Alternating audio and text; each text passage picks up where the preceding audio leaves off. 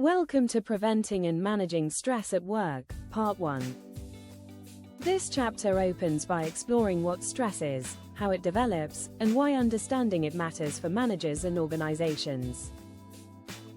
Stress is not simply an abstract emotion.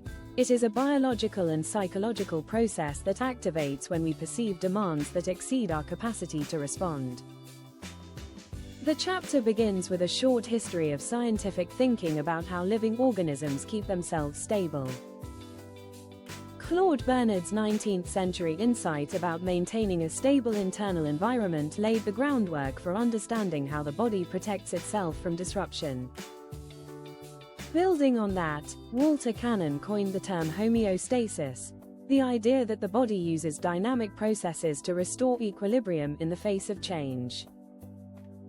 These early theories are more than historical footnotes. They explain the physiological reflexes we see when people face challenge or threat, and they help managers recognize why stress responses often look and feel like physical reactions. In practical terms, the stress response mobilizes resources. Heart rate rises, breathing quickens, blood pressure increases, and stress hormones surge to help the person respond rapidly to a challenge. When this response is brief and followed by recovery, it is adaptive, sharpening attention and aiding performance in short bursts. The danger arises when the stress response is prolonged or repeatedly triggered without sufficient recovery.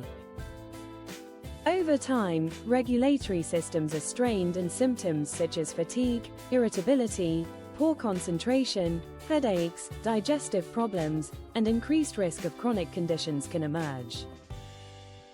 For people managers, understanding homeostasis and the adaptive nature of the stress response offers an important framing. Stress is not simply failure or weakness, but a sign that the body is responding to perceived imbalance. Recognizing this helps to shift the response from blame to support.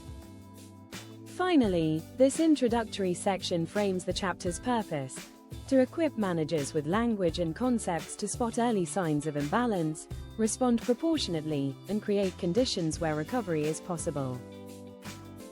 Throughout the next parts, we will translate these theoretical foundations into practical insights that can be used in everyday management. Part 2 coming soon. Don't forget to like, comment, and subscribe to watch the next episode.